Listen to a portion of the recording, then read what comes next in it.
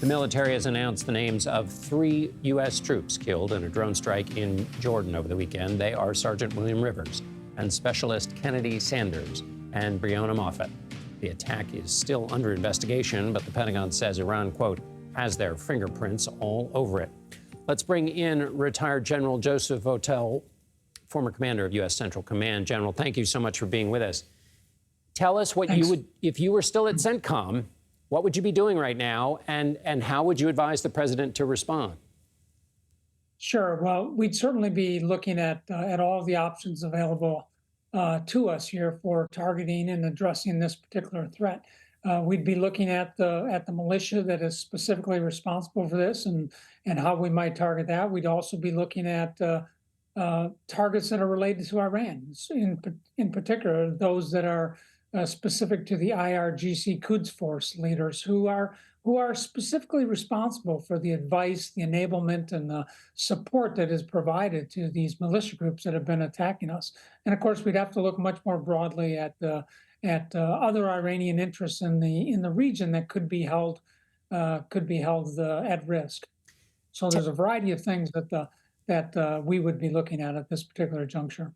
Some people in Washington, General, have suggested hitting Iran directly, whether that means the Iranian Revolutionary Guard, as you mentioned them, or somewhere else inside Iran. Can you help us understand how complex that would be and what that would do in terms of an escalatory move with respect to the state of things as they are now? How much of an escalation would that be, a direct hit inside Iran? Well, yeah, so certainly Iran has some very unique capabilities. That's for a long time they've been building up their own air defense capabilities, their missile capabilities. So they would have the ability to defend themselves, and they would actually have the ability to strike back across the region, not just at U.S. interests, but at interests of our partners and allies across the region. So the decision to actually strike into Iran, while it might be satisfying to us right now, is of course one that comes with a lot of risk, and it's likely that would spark more of a response.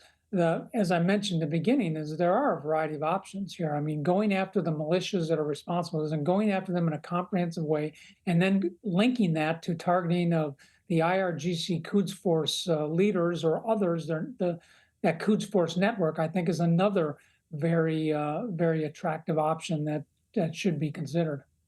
Is there a way to think of the Iranian mindset? And again, as you've already anticipated, there's a lot of rhetoric going on. So since you have actual experience with the highest stakes events, the Iranian mindset in terms of sending a message that says, stop it, and get your proxies to stop it.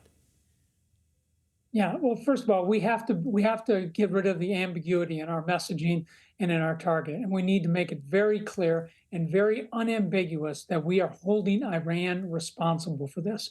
And our targeting must be done against things that are of value to Iran, and the loss of which, the impact and the effects of that can be felt by the Iranians.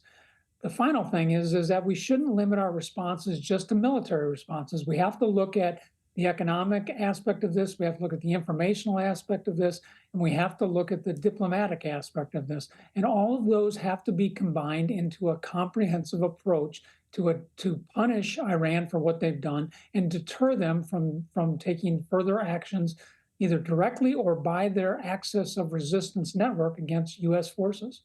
Let me ask about moving now from a single country in the region to the region. As you look at the series of challenges for the commanders in the region and for the president, what does the landscape look like, given all the things that are going on? How would you say the landscape looks now against your experience and over the last, period of American history? How complex is it? Yeah, well, I'd say it's about as complex as certainly I've seen. There's what is happening in Gaza and with the Israeli Hamas operations that are taking place there are significant and likely going to continue for some period of time. The Houthis have been very aggressive, as we've all seen down in the Red Sea. The Iranian threat network is operating across the region, and then on top of that are all the long-standing tensions and underlying problems of the region that really, I think, lay out the complexity of this operation. I think what's important for us is to stay focused on our interests in the region. We always have to look at them. We have longstanding interests here. We shouldn't be dissuaded in pursuing our interests by the acts of Iran or its axis of resistance. And we have to appreciate that what happens in this region has impacts in our other areas of the world that we have interests. We are in a great power competition here. So being weak in this area can be watched by our other adversaries and competitors around the world. And we have to think of this much more comprehensively in a much more strategic standpoint. And finally, quickly, is there in terms of the hostage negotiations going on with Qatar and other countries in the region, is there something that the Americans have to keep in mind as they retaliate or as they take actions that might mess up what's trying to happen there? Certainly. We certainly have to pay attention to this. It's definitely important to pay attention to this. But I think as our previous responses that we've conducted, the 7 strikes in Iraq and Syria and the number that we've done down in the Red Sea, those don't seem to have an impact on that. And while, of course, I, like everybody, has great empathy for the hostages, I think it's important to recognize that that can't be the driver of our response here. American lives have been lost and dozens of American soldiers have been wounded. And Iran and its axis of resistance has to be held accountable for that. Retired CENTCOM General Joseph Votel, thank you so much for being with us.